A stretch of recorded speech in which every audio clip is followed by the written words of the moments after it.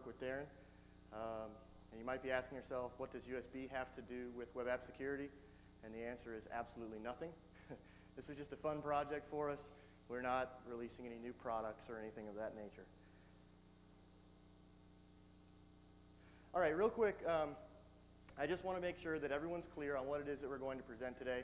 There's been some postings out on the web and things about this presentation that might have led people to believe that we have a vulnerability in the overall implementation of USB. That is not the case.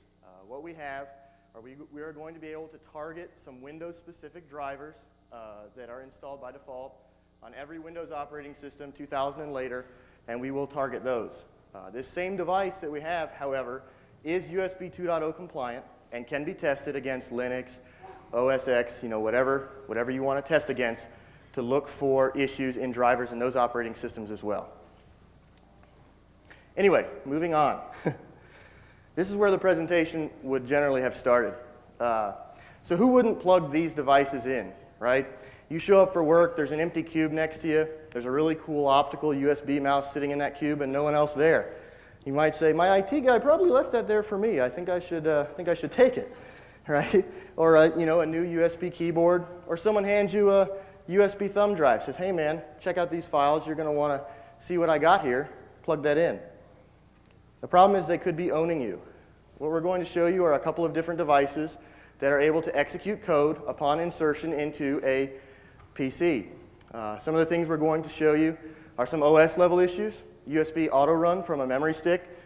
We're going to talk about USB protocol enforcement and how we were able to build a device that is the technical equivalent of raw sockets at the USB layer. So attack vectors. One of the things that we typically hear, and we've seen a lot of postings on the web, are, why do I need this USB device? If I have physical access to the machine, I own it anyway already, right? Law number 3 kind of stuff. The issue there is that that's not really the intent of this kind of device. We basically have a hardware Trojan, right? So if I can build a device that looks like a thumb drive, I slap somebody's company right on the side of it, make it look like just ultimate marketing swag. Then I take a fistful of them and I drop them in a fishbowl out on one of these tables out here. Now everyone walks by, picks it up, they root themselves. If we install a rootkit on there that perhaps phones home, something of that nature, we're able to distribute this malware via effectively a hardware Trojan.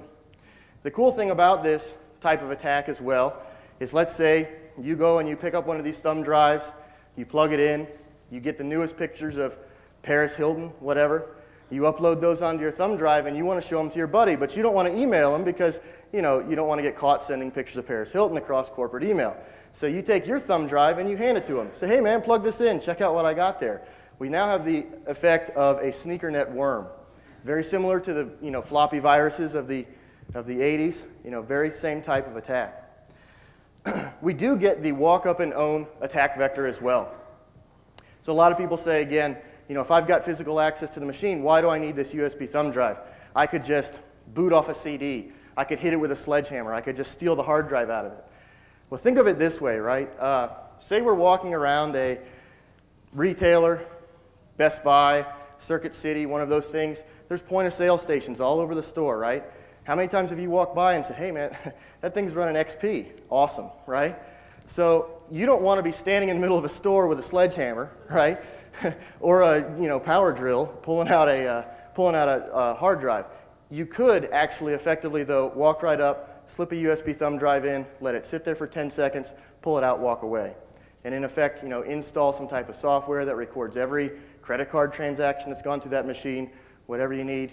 Come back in a week, plug in a different USB thumb drive, extract all that data, and you have stolen data from that machine with 2 10-second attacks where no one ever saw it. Especially with these types of really cool monitors that everyone has now. The nice Dell flat panel with the USB ports right in the side of the monitor, right? You don't even have to reach under the counter. You just walk right up, stick that thing in the side, walk away, do some shopping, right? Darrin and I are headed to Fry's after the presentation. Anyone want to come? Another attack vector, empty the trash, right? Hand one to your janitor. They don't need to know anything about hacking. They don't even know what they're doing. They don't even know what you just handed them, right? You just say, take this, stick it in the port that matches that shape on the side of the monitor, and pull it out in 10 seconds. Thanks. And he'll go, 20 bucks, awesome. All right. So there's been a lot of discussion on the web about how to make Autorun work from a USB thumb drive. I've seen a lot of postings about hacking the registry, changing some bit values to make Windows run something from a thumb drive. That's not exactly a very cool attack, right? You know, I can own you as long as you've changed your registry, right? That's not cool. So basically, Autorun on a Windows box will only work with non-removable media by default. You know, out of the box install of Windows. So how do we make our USB thumb drive appear to be non-removable media? Never mind the man behind the curtain. We're getting power.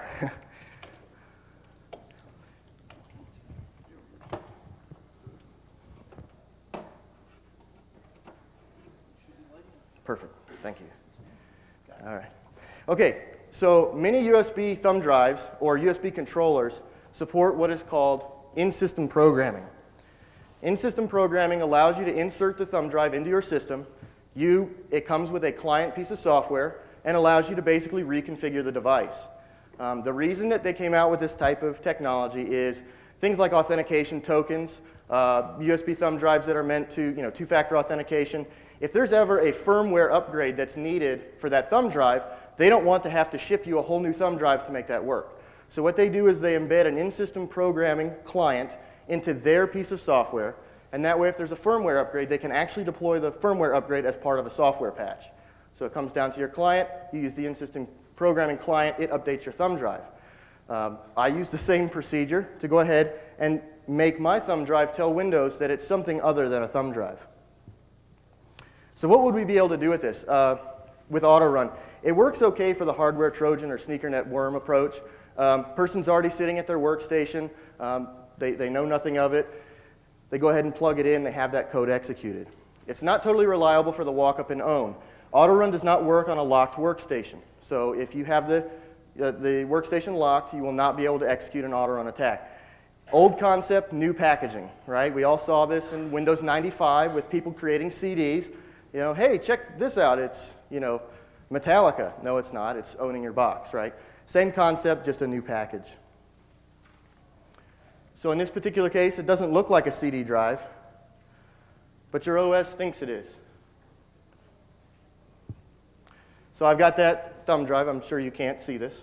I'm going to go ahead and plug that in here.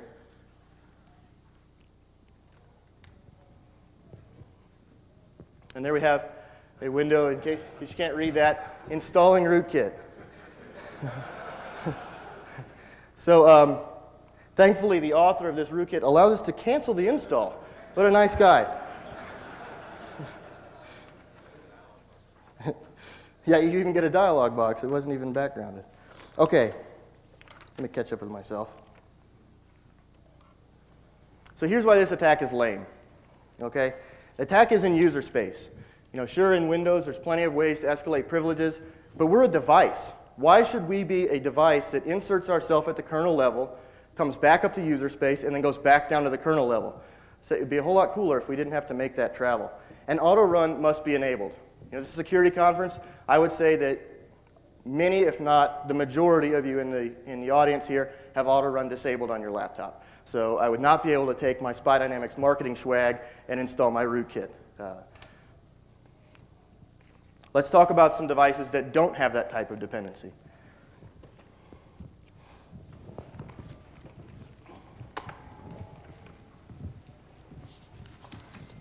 Let's see. Great. Need a little more space up here. All right. Oh, we're already there. How do you get rid of feedback? Let me turn mine on. Okay, is this thing on? Well, when this project first sort of came about, I was just getting back into hardware and all that fun stuff. When it came time to make this, I had to just come up with some requirements, and I was just poking around, and I realized that the layer to attack is where the plug meets the operating system. It's called the hub. It's just basically a chip on your laptop, or maybe part of a really big LSI module. But I realized I needed to talk to that, so I started working out different things. And then once I'm talking to that, I can work my way through the layers from the hub layer to the kernel level, where I can talk to the operating system, maybe coax it into loading some drivers. And then if I have control of the device that's doing the talking, I can have it alter things even on the fly. You know, it plugs in, it says it has 4 gigabytes of storage, and then I can back it off to 1 and see what happens. And I wanted to use off-the-shelf parts, and just for my sake, because I was doing this for fun, not an official SPI event or anything, it was just some hardware fun I was having. I wanted to use off-the-shelf and low-cost parts. And, well, I'm a programmer by trade, so I wanted to make it a largely software solution. So, what I started with was a Z8 evaluation kit. Picked it up off of DigiKey. It was about 40 bucks. Excuse me. Oh, sorry. Remember to push the button. Anyway, yeah, it's just this little demo board. Has all kinds of neat little features on it, and some headers for hooking up boards. And, well, even some buttons and blinky lights. Then I started adding fun things. Made it into this. What we're seeing here is my fancy PLCC flavor. Nice big chip. You can place it by hand. And a 48 megahertz oscillator, another nice big piece, and various resistors and capacitors for making it act like a real USB device. The original board I did, do we have a picture of that one? No, okay, well, it started out with a thin, small outline package. It was a lot more difficult to place, but still perfectly obtainable.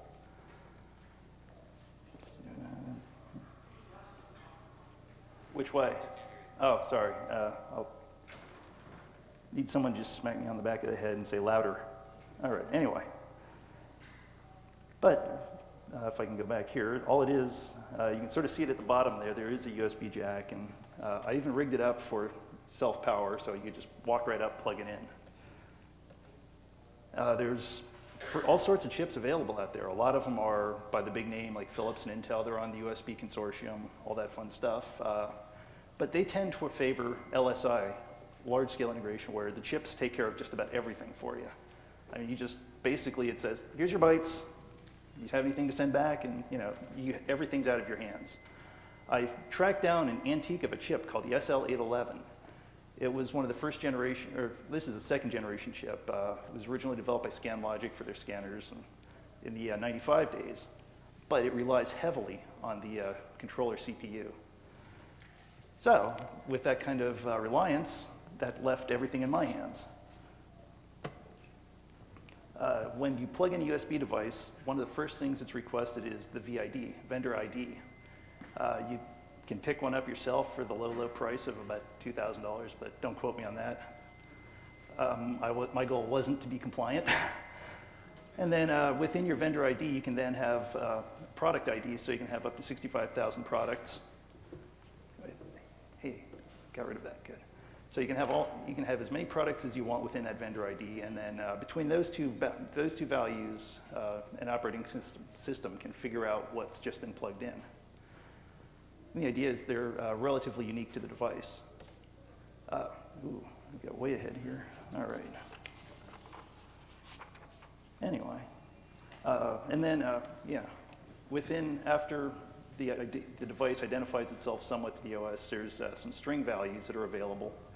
The string descriptor in USB is a fairly simple structure. The first byte's length, but it's only a byte. You have up to 255 characters, and that includes the 2-byte header, so you're left with 253. Probably not much fun for overflows, but I played with that too.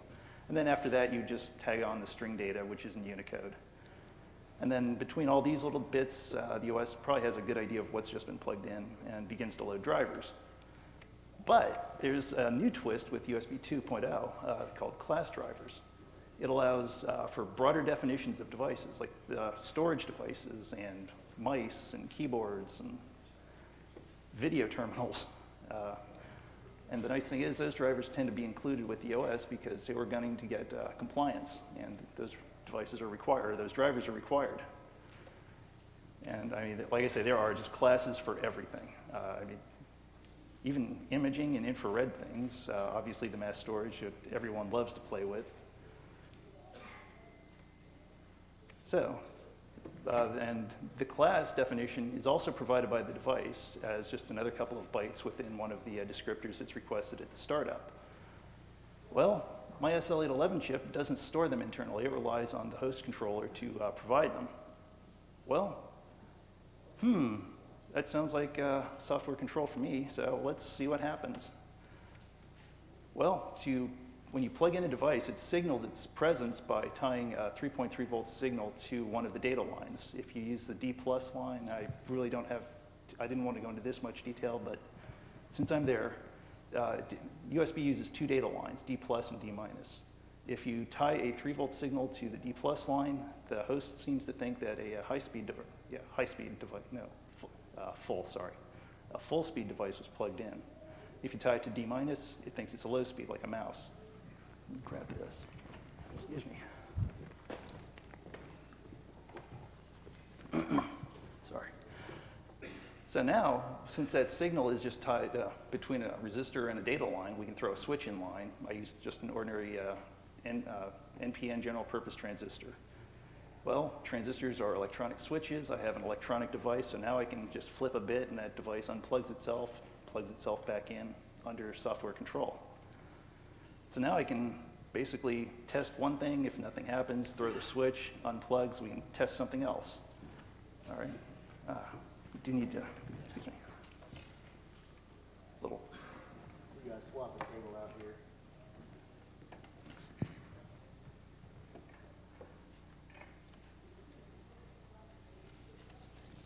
Whoa.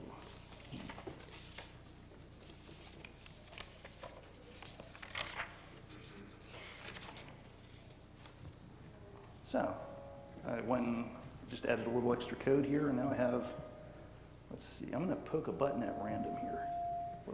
Stop that. Let's see what this thing does. Oh, and I used black light for black hat. Okay, don't stand there. Come on. Hey, come on, it's only a Z8. Give me a break.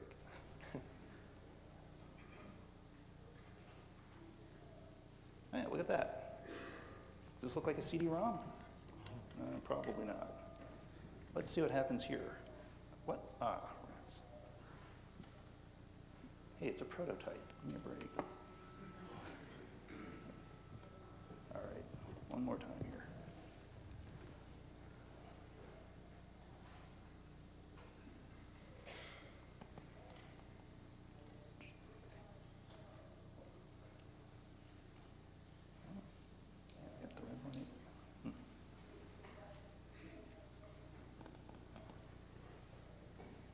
There we go.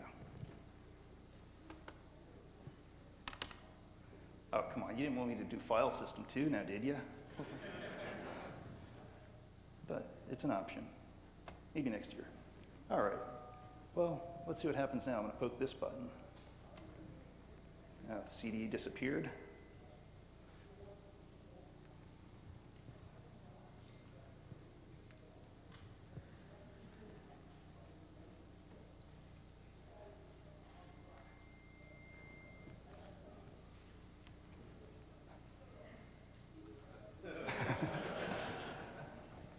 All right, but again, this is all done in user land and all that boring things. Now let's have a little more fun. All right. Let's see, where'd that go? I gotcha. To the left.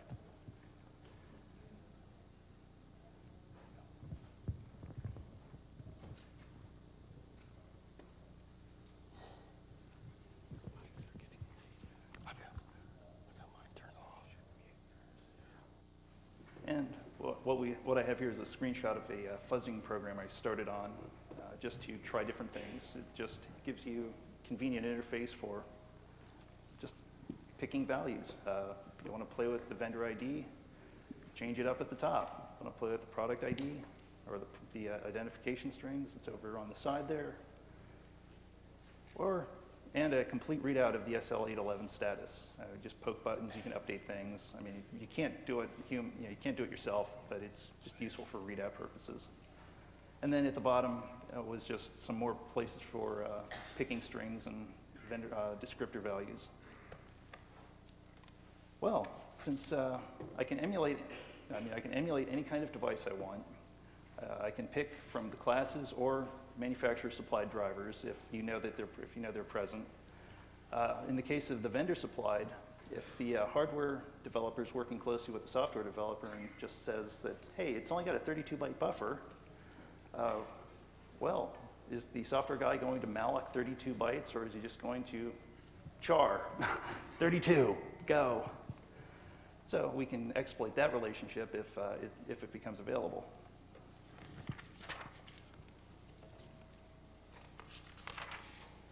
Well, real quick, Darrin, if I might. We're about to demo 2 bugs in Windows drivers that are installed by default with Windows. Microsoft has been notified of these bugs. However, we ran into a bit of a time crunch, and they have not had adequate time to create a patch. So we will not be taking these through full exploitation, but we will be demoing that the bugs are in fact there, and there will be no doubt in your mind that these bugs exist. I can promise you that. all right, this first one is just the operating system expecting me to play by the USB rules. In the spec it says, if your descriptor doesn't want to include a string, you're supposed to 0 that value. Well, I'm not one to play by the rules. Oh, wait, we gotta do this first. Oh, I do, oh, good point. What did I clicked something here. Anyway, let's see. So looks like we're loading up the CX register with some value somewhere and then decrementing it and shifting it and, ooh, what are we about to do? Move 3FF, wow. We're gonna shift your entire memory map a few bytes to the left now, aren't we? Yep. This is my first brush with the kernel debugger with this sort of fun. Anyway, this is WinDebug. You can download it right from Microsoft. It's actually reasonably competent. It supports either RS-232 or FireWire, but not USB.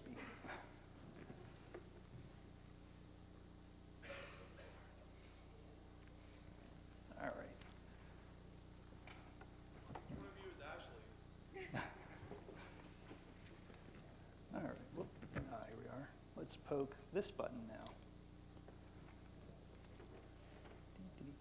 Nothing up our sleeves. Short sleeves. I mean, you didn't even see me change cables or anything. Oh, isn't that a pretty shade of blue? All right. You don't want to sit through the reboot now, do you?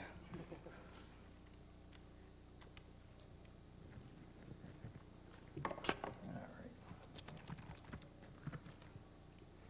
And, well, yep, that's what happens when you move that much memory. It's kernel space. That's not my strong suit. I mean, I'm just a programmer. Anyone? Anyone? I don't see any hands. Come on, people. Got to be some kernel god out there. Well, we're taking a trip up to the, what's it called? I can't remember the name of the place. It's up off of Tropicana. Gonna rent some submachine guns. Come on up. There we go. Oh, here's another one. David, I'm gonna let you take this one because you did most of the work on it. All right, so in our research, we came across another bug. Did everyone hear me? All right, we came across another bug. This one is a little bit unlike any other type of attack class that I'd seen before. This is not a buffer overflow. This is not a heap overflow. This is not a format string vulnerability. Quite honestly, I'd never seen this type of issue before because it seems a little bit too simple. But you can, what's that?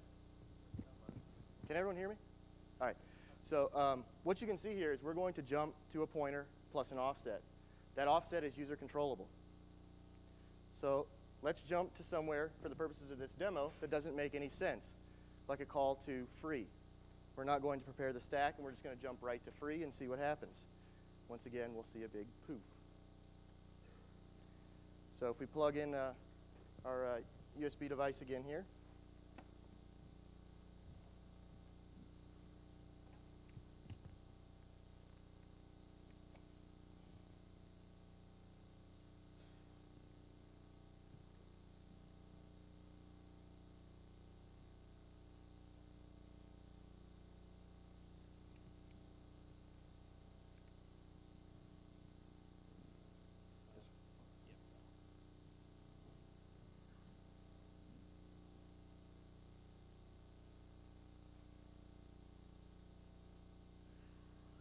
We wait patiently.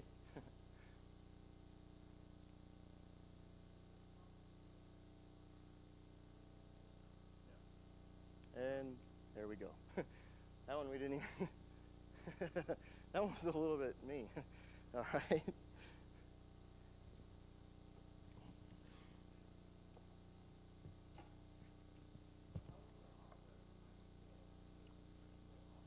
Yeah, there's a hard-coded offset plus a byte plus ECX. ECX was user controllable out of the device, so we can set that to any byte we want. So we can control the jump table. If you can control the jump table, you can point it off the end of the jump table if you'd like, which is what we did there. It just so happens that the way that we demoed that, I can't show you all the code obviously because the jump table gives information away about what the class driver itself is.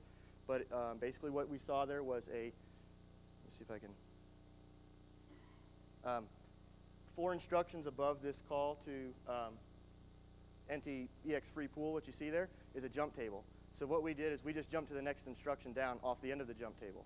So in this particular case, we'd be able to jump to a misaligned offset if we want, to a call EDI, for example. All right, and potentially exploit that bug. Since we control that jump offset, the rest is up to you. Where do you want to go today? Where do you want to jump to?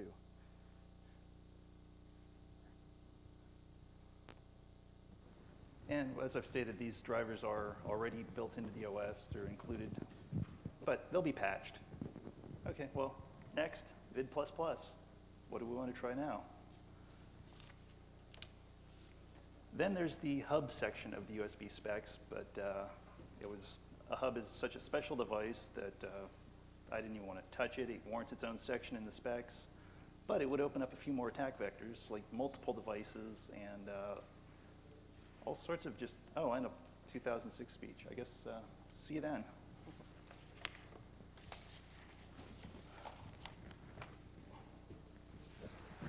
So what do we do about this?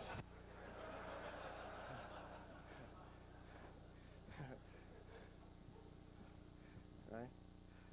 Epoxy the USB port shut. Darrin and I are giving away 1 free USB protection package if you'd like to come on up and retrieve it. Just kidding. There is a software solution out there. SafeEnd, I would be remiss in not mentioning them. What they allow you to do is whitelist a set of devices that you are allowed to plug into your system. Unfortunately, as Darrin has shown, we can match your whitelist. We can be anything you want us to be. In fact, I can walk by your desktop one day and say, oh yeah, you've got a Dell USB mouse plugged in there. It's obviously whitelisted.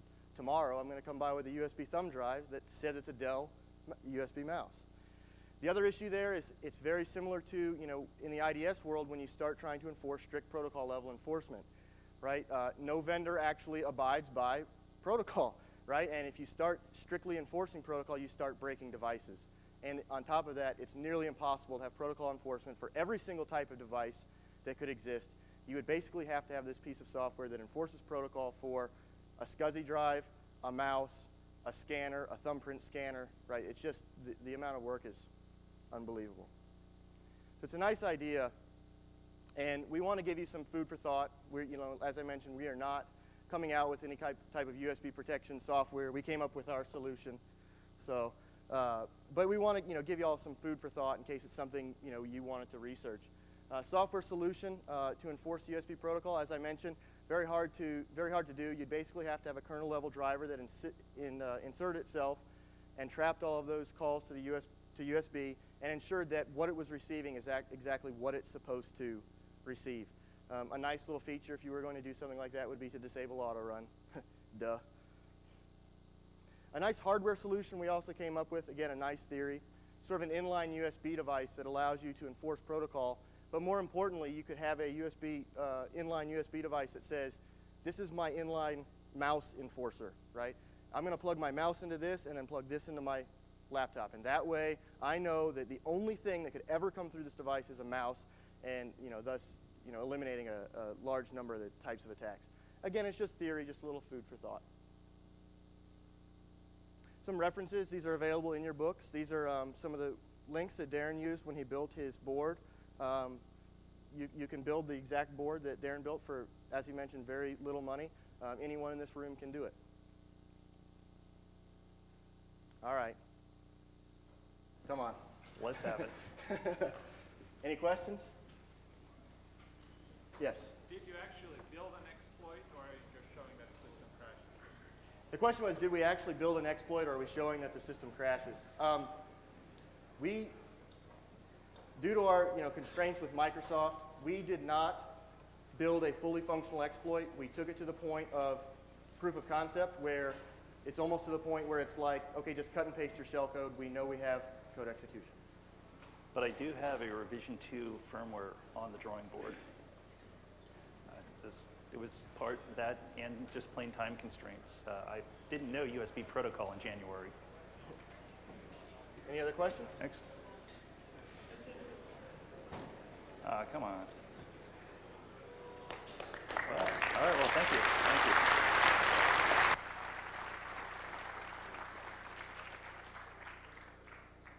Oh, and you can bring your own laptops up if you want to try it.